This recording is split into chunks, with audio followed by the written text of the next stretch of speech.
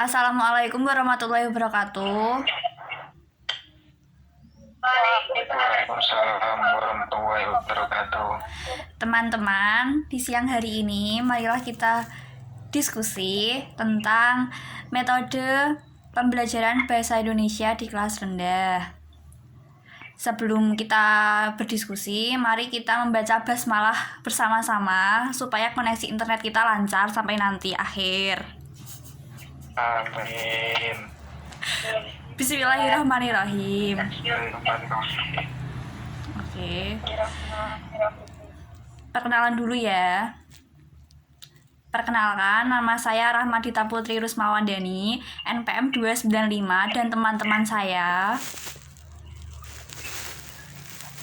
Saya Nurani NPM 1912029. Saya Muhammad Aksanur NPM 110299. Saya Farid Pemuda NPM 191104. Saya Usama Sania NPM 19120331.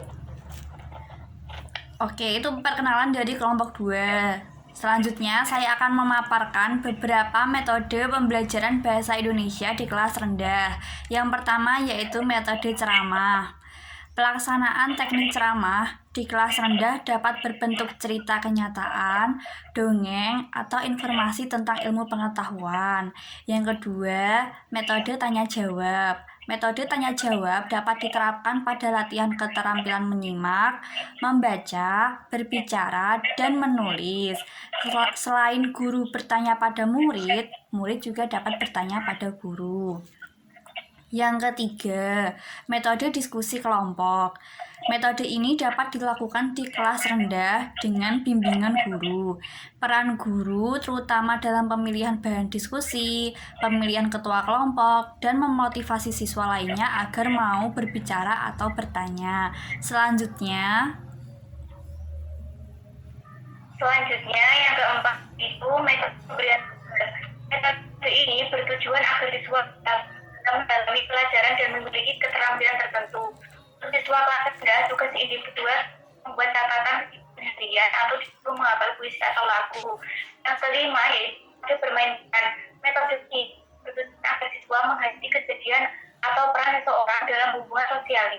Dalam bermain peran, siswa dapat mencoba menempatkan diri sebagai tokoh atau pribadi tertentu, misal sebagai guru, sopir, dokter, pedagang, hewan, dan tumbuhan. Setelah itu, siswa dapat menghargai jasa dan peran orang lain dalam kehidupannya. Yang keenam yaitu metode wisata.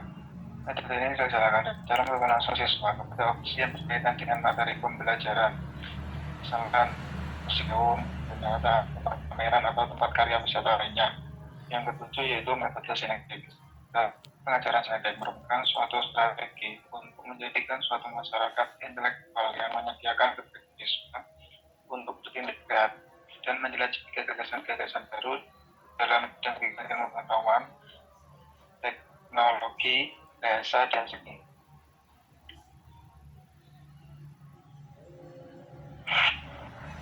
Kemudian ada kelebihan dan ada lain yaitu strategi ini bermanfaat untuk melakukan itu.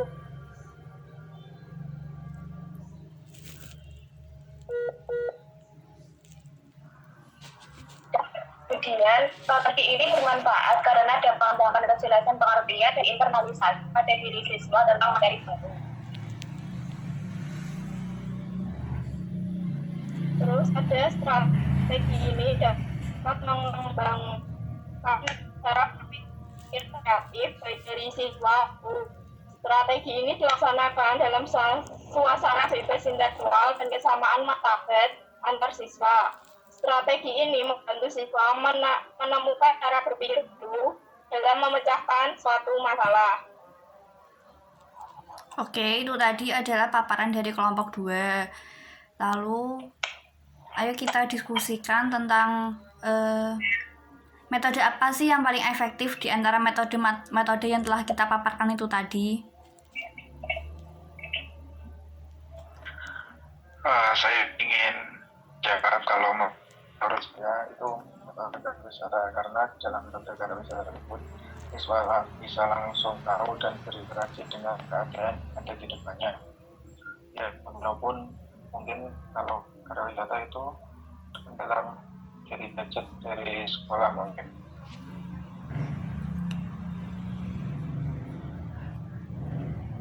Mungkin ada yang lain.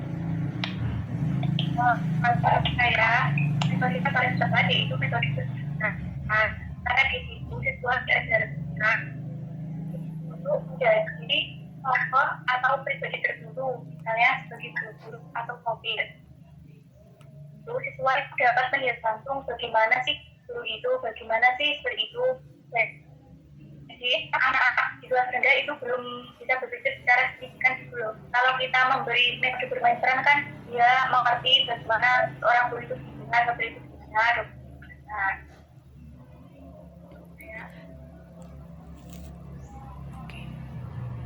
Kalau menurut saya metode yang efektif ya itu metode diskusi, karena di situ siswa dipacu untuk mengeluarkan pendapatnya, dan juga bisa juga dengan bimbingan kelompok.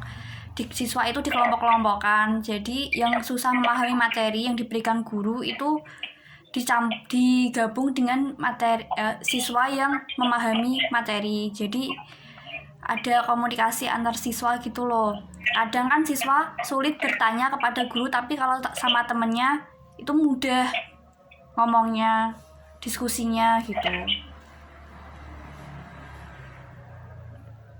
kalau menurutku metode yang paling untuk belajar dari hal sampai itu yaitu metode terang.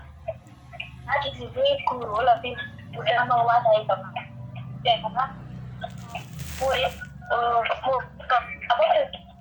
belajar Indonesia terutama kelas SMP ini kan untuk belajar membaca. Nah, metode ini lebih tepat gitu loh menurut saya. Dari saya, kalau menurut saya nggak cuma memakai satu metode aja, jadi itu guru bisa menggabungkan beberapa metode, contohnya seperti metode ceramah dan bermain dan diskusi. Nah, sebelum itu nanti gurunya kayak menjelaskan dulu tentang materi itu, baru setelah itu digabungkan dengan metode diskusi. Jadi siswa kalau sudah diberi pengertian dan dijelaskan, nanti siswanya tuh kayak berdiskusi sama teman-temannya, bener kayak kata siapa tadi lupa aku sing nganu itu kan ngomong kalau siswa kan lebih mudah, kadang ada yang lebih mudah dijelaskan teman. Jadi kayak nggak cuma satu metode aja, jadi gabungan nggak masalah. Oke. Intinya semua metode itu pasti ada kelebihan dan kelemahannya masing-masing.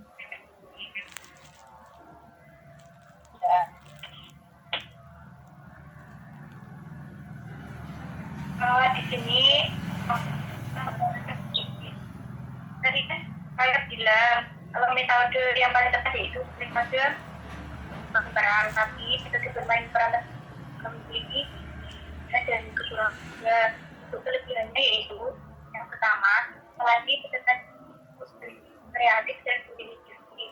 Kedua, melatih peserta untuk memahami sesuatu dan juga melakukannya. Yang ketiga yaitu memupuk bakat yang memiliki melalui unsur dharma yang sering dilakukannya dari metode ini.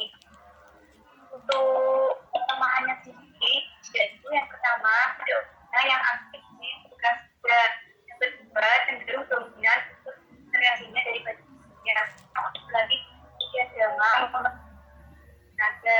Yang ketiga yaitu membutuhkan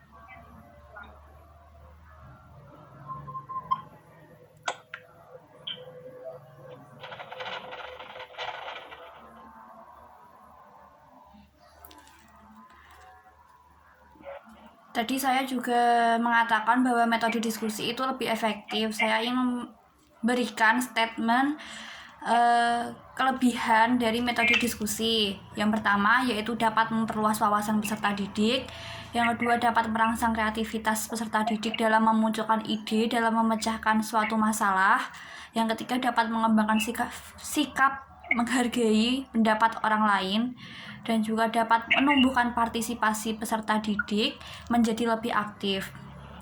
Namun, jika ada kelebihan, pasti ada kekurangan dari metode diskusi. Yang pertama, kemungkinan besar diskusi akan dikuasai oleh peserta didik yang suka berbicara atau ingin menonjolkan diri. Yang kedua, tidak dapat dipakai pada kelompok yang besar. Yang ketiga, peserta mendapat informasi yang terbatas. Dan yang keempat, tidak semua guru memahami cara peserta didik melakukan diskusi.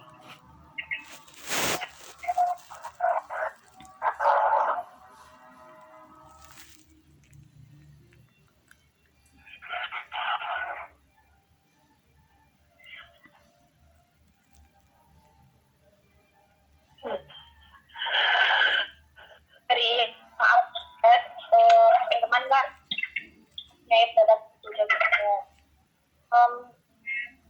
kalau menurutku metode dengan nggak susah, keadaan dulu tidak ada nanti tersebut seperti itu. Apa ada tempat lain jika memang mungkin beri kesimpulan benar kata Eva tadi, menyesuaikan kondisi sama lingkungan yang misal kalau kita kan ada yang dari desa, dan mungkin kayak gabungin tas tuh apa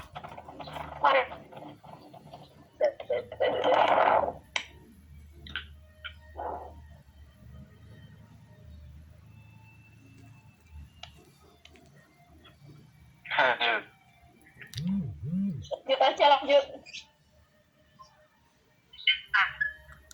Kalau sudah, saya akan memberikan kesimpulan pada diskusi kita siang hari ini. Apakah ada yang ditanyakan lagi atau yang perlu kita diskusikan? Sudah cukup. Saya kira sudah cukup. Cukup ya. Oke, berarti metode pembelajaran bahasa Indonesia di kelas rendah itu mencakup yang pertama metode ceramah, yang kedua metode tanya jawab, yang ketiga metode diskusi kelompok, yang keempat metode pemberian tugas, 5 metode bermain peran, 6 metode karya wisata, 7 metode sinektik. Dan ada kelebihan teknik diantaranya yang pertama strategi ini bermanfaat untuk mengembangkan pengertian baru pada diri siswa, tenang sesuatu masalah sehingga dia sadar bagaimana bertingkah laku dalam situasi tertentu. Strategi ini juga dapat mengembangkan berpikir kreatif baik pada diri siswa maupun guru. Dan yang terakhir, strategi ini dilaksanakan dalam suasana kebebasan intelektual dan kesamaan martabat antar siswa. Apakah ada yang menambahkan? Sudah cukup. Oke, sekian dari diskusi kita siang hari ini. Bila ada salah kata mohon maaf. Wassalamualaikum warahmatullahi wabarakatuh. Waalaikumsalam Waalaikumsalam warahmatullahi wabarakatuh.